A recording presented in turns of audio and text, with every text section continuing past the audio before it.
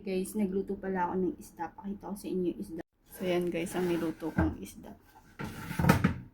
Fresh, fresh, fresh! So yan guys, kakain na tayo kasi gutom na gutom na. Ito yung pagkain ko kanina, hindi ko naubos, yung pizza. Ngayon magkakain na naman ako kasi nagugutom ako. Hindi ko alam. Tuwing nandito ako sa bahay nila lolo, lamon lang ang ginagawa ko. Para, ano, yun. Dito sa lighting, yung sarap. Kakain tayo guys, para masaya. Gasa ko lang ito, ang plato kasi ayoko na kumuha ng plato dyan sa taas kasi natamad na ako. Kiss, kiss, kiss, kiss. Ano tayo? Isda.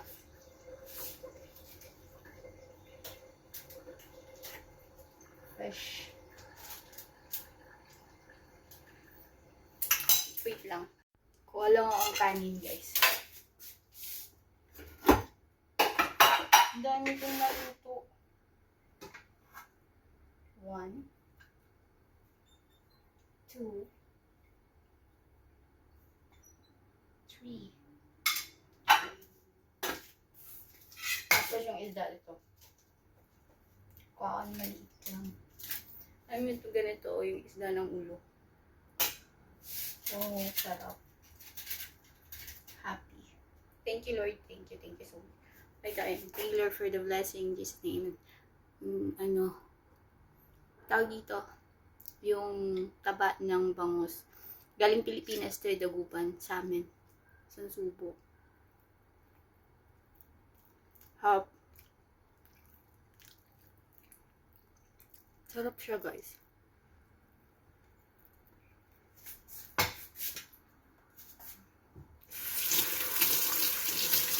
Hap. Kuha lang ako ng juice. Tubig. Gusto ko sana mag-soft drink. Kasi naisip ko, huwag na kasi baka mamaya sobra na, laki na ng tiyan ko. Tumataba na nga ako eh. Taba chin-chin na ako, guys.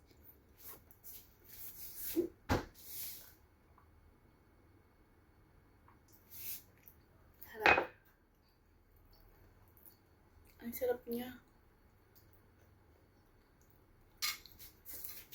Kita niyo ulo ng bangus. Ulo ng bangus.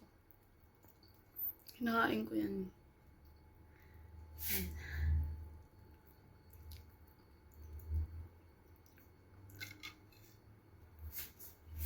Sarap.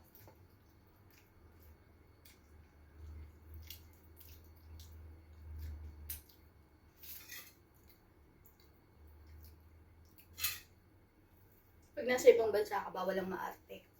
Hindi ka mabubuhay dito kapag maarte ka. Ayun lang.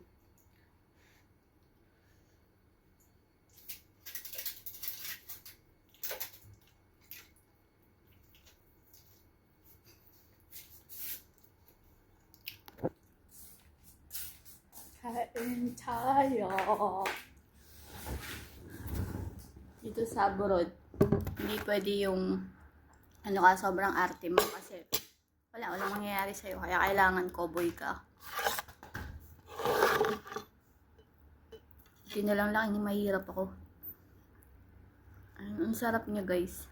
Kahit hindi ka na magkaroon ng sausawan. Yung bangus kasi sa amin, sa Dagupan, is pinakasikat na bangus. Ayan, ang sarap.